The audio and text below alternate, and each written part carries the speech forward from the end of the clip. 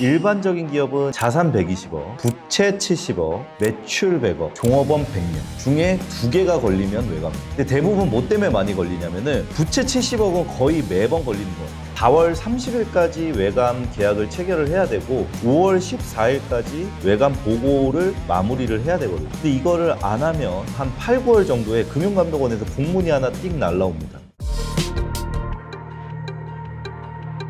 우리 이종훈 회장님이 가업승계뿐만 아니라 외부감사 전문이시잖아요. 그렇죠. 그래서 외부감사로 준비했습니다. 이 기준 넘으면 무조건 외부감사 받으셔야 된다. 어떤 기업이 무조건 받아야 되나요? 일단은 큰 기준부터 말씀드리면 상장회사나 상장을 예정 중인 회사는 무조건 받아야 되고요. 그다음에 두 번째로 이제 제가 주로 감사하는 회사들은 비상장법인인데 요건이 있습니다. 자산이 500억이거나 매출액이 500억 둘 중에 하나라도 충족하면 무조건 외감이고요. 일반적인 기업은 자산 120억, 부채 70억, 매출 100억, 종업원 100명 중에 2개가 걸리면 외감입니다. 근데 대부분 뭐 때문에 많이 걸리냐면은 부채 70억은 거의 매번 걸리는 것 같아요. 부채 70억에 매출 100억 또는 부채 70억에 자산 120억이 제일 많이 외감되는 케이스인 것 같아요. 그리고 종업원 100명으로 외감되는 경우는 딱 한 번 정도 본 것 같아요. 혹시 만약에 이 채널을 보시는 구독자분들이 법인을 운영 중인데 내가 외감 대상이 되는지 어떻게 미리 좀 감지할 수 있을까요? 이제 어느 정도 규모에 오르기 시작하면은 담당하시는 세무사님들이 그때그때 얘기를 해주시는 편이에요.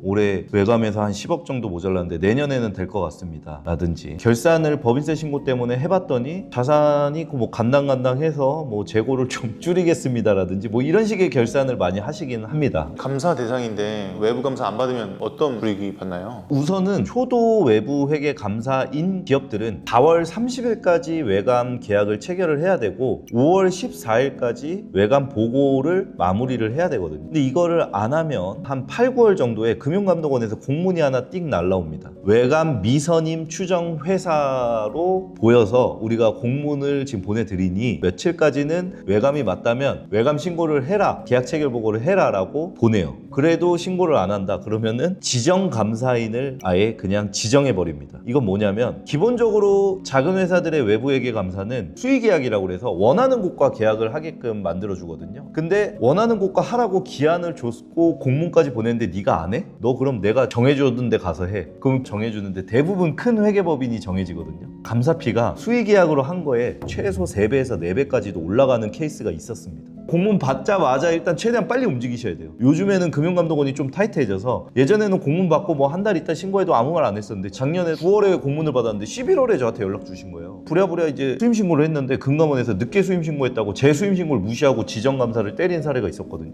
그런 부분들은 좀 보셔야 됩니다. 외부 감사 대상이 아닌데도 외부 감사를 받는 기업도 있을까요? 많죠. 최근에는 어떤 기업들이 가장 외부 감사가 아닌데도 감사를 받냐? 이거를 임의감사라고 하거든요. 법으로 감사를 받는 거는 법정감사, 그 외의 감사는 다 임의감사라고 표현을 합니다. 그래서 이 임의감사를 받는 회사들은 대부분 주주에 외부 투자자들이 있는 회사, 스타트업이 정말 많이 받습니다. 투자자들이 재무제표를 요구하는데 야, 너네가 세무사무실이나 일반 기장을 맡겨서 결산한 재무제표보다는 그래도 외부에 있는 회계사한테 감사를 받은 보고서를 제출해 라고 요구하는 회사들이 정말 많아요. 그래서 스타트업 같은 경우에는 이 임의감사를 정말 많이 받습니다. 그리고 두 번째로 이제 외감이 될 것 같아서 재무제표에 미리 반영하고자 있는 발빠른 니즈를 가진 대표님들이 먼저 임의감사를 받음으로 혜택이 뭐가 있냐? 굉장히 실무적인 건데 뭐 은행에서 이런 거를 알 수도 있고 모를 수도 있어요. 첫 해에 회계감사를 법정감사로 받게 되면 재고자산이 존재하는 회사들은 한정 의견이라는 걸 받습니다. 이러이러한 재고와 관련된 부분을 빼고는 다 정확하다라는 의견을 받거든요. 근데 이게 뭔가 찜찜하고 은행에서도 자꾸 전화로 물어보는 경우가 많아요. 자, 근데 나는 처음 법정감사를 받을 때 이런 문구 없이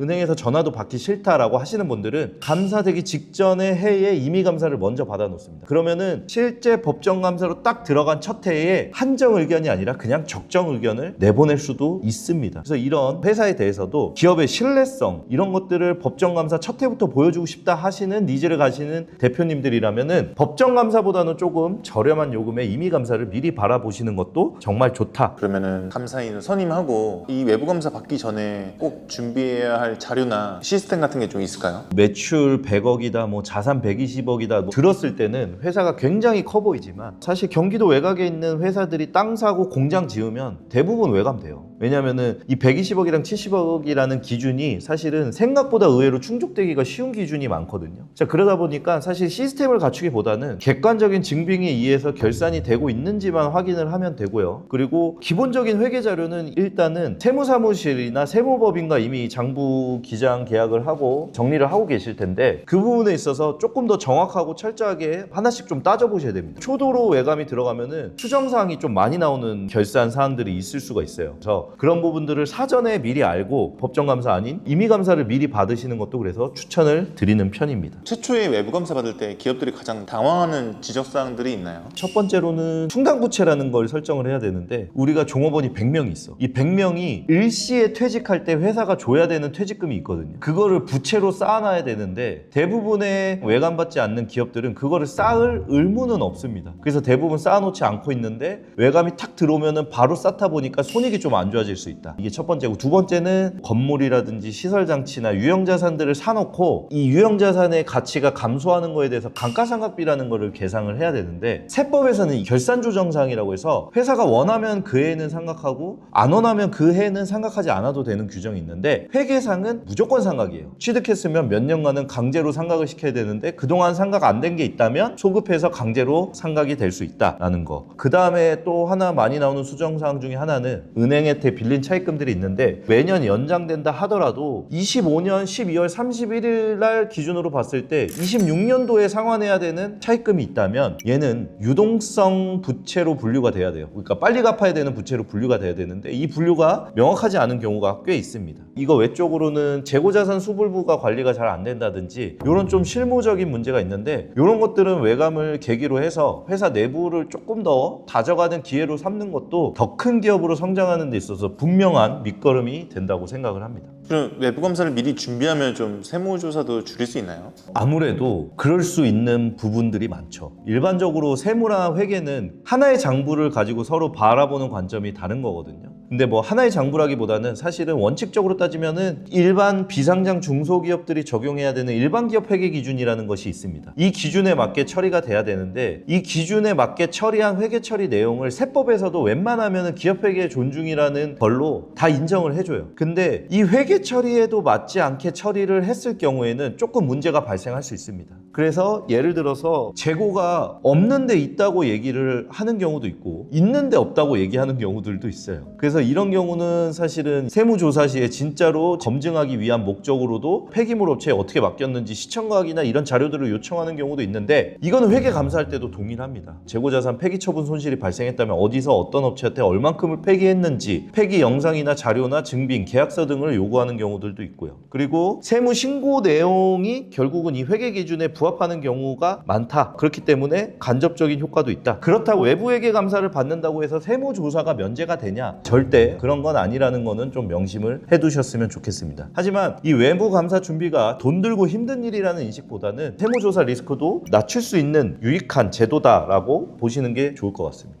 마지막으로 용원 회계사님만의 외부 감사를 맡는 철학이 있나요? 제가 2012년부터 자밀회계법인을 다녔고 삼성, 오리온, 신세계 큰 회사들도 감사를 했고 작은 회사들도 정말 많이 감사를 했었습니다. 현장에서 느끼고 제가 개업한 지 지금 14년 차인데요. 제가 주로 많이 상대하는 비상장 중소기업의 오너분들이 가지는 고민들 저는 항상 봐왔기 때문에 너무 원리 원칙에 의거한 회계 감사는 최대한 지양하려고 노력하는 편이에요. 그렇다고 해서 제가 원칙에 벗어나는 것을 무조건 해드린다는 의미도 아닙니다. 원칙과 멀지 않은 선에서 제가 어느 정도 타당하고 회사의 의견이 일리 있다라고 생각하는 정도에서는 어느 정도의 리스크는 조금 감수하더라도 좀 더 회사 그리고 대표님한테 유리한 판단에 맞게끔 회계 처리가 이루어져야 한다고 생각하는 편이고 뭐 제가 그렇게 감사를 해서 문제가 있었냐? 아니요. 지금까지 14년 동안 단 한 번도 문제 없었습니다. 그렇기 때문에 대표님들 생각에도 나는 원리 원칙도 중요하지만 어느 정도는 좀 유도리 있게 얘기를 해보고 싶다. 회계 분식이나 이런 거를 눈 감아준다는 의미로 말씀드리는 건 아닙니다. 그런 게 아니더라도 충분히 회계상 다른 식으로 해석할 수 있는 조건들이 너무 많거든요. 그런 부분들을 이용해서 대표님들과 대표님의 기업이 누릴 수 있는 최대한을 누릴 수 있게 조각조각 찾아서 도와드린다라고 생각하시면 좋을 것 같습니다. 지금도 회계감사를 받고 계시거나 앞으로 받아야 할 것 같거나 조만간 받아야 되는 회사, 나는 공문을 받았다라는 회사들의 경우에는 망설이지 말고 연락 주시면